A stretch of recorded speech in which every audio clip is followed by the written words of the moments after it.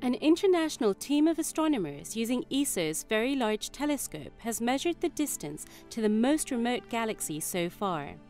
This is the first time that astronomers have been able to confirm that they're observing a galaxy as it was in the era of reionization, when the first generation of brilliant stars was making the young universe transparent and ending the cosmic dark ages.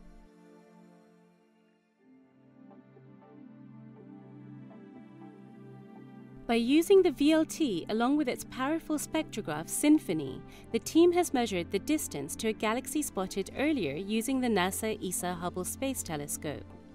They have shown that the faint light left the galaxy when the universe was only about 600 million years old, less than 5% of its current age. Studying these first galaxies is extremely difficult. They are very faint and small, and by the time their dim light gets to Earth, it falls mostly in the infrared part of the spectrum because it has been stretched by the expansion of the universe. To make matters worse, at this early time, less than 1 billion years after the Big Bang, the universe was not fully transparent, and much of it was still filled with a hydrogen fog that absorbed the fierce ultraviolet light from young galaxies. Although measuring the redshift of the most distant galaxy so far is a great trophy to hang on the wall, the astrophysical implications of this detection are even more important.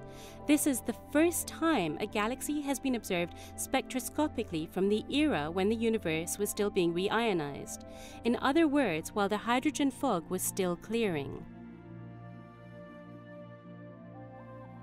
Despite the difficulties of finding these early galaxies, the new Wide-Field Camera 3 on the NASA ESA Hubble Space Telescope discovered several very good candidate objects earlier in 2010. They were thought to be galaxies shining in the early universe at redshifts greater than 8, but confirming the distances to such faint and remote objects is an enormous challenge and can only reliably be done using spectroscopy from very large ground-based telescopes. The team was excited to find that the huge light-collecting power of the VLT, when combined with the sensitivity of the infrared spectroscopic instrument Symphony and a very long exposure time, might just allow them to detect the very faint glow from one of these remote galaxies, and then go on to measure its distance. A 16-hour exposure with the VLT and Symphony of the galaxy UDFY 381-35539 did indeed show the very faint glow from hydrogen at a redshift of 8.6, which means that the light left the galaxy when the universe was only about 600 million years old.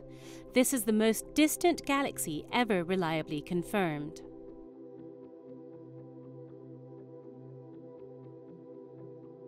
One of the puzzling things about this discovery is that the glow from the galaxy seems not to be strong enough to clear out the opaque hydrogen fog on its own. There must be other galaxies, probably fainter and less massive neighbors, which help to ionize the surrounding region of space, making it transparent. Without this additional help, the brilliant light from the galaxy would have been absorbed by the surrounding fog and could not have made the 13 billion year journey to Earth.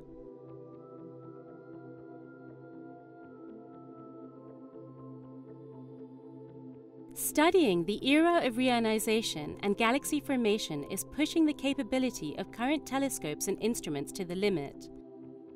But this is just the type of science that will be routine when ESO's European Extremely Large Telescope, which will be the largest optical and near-infrared telescope in the world, becomes operational in the future.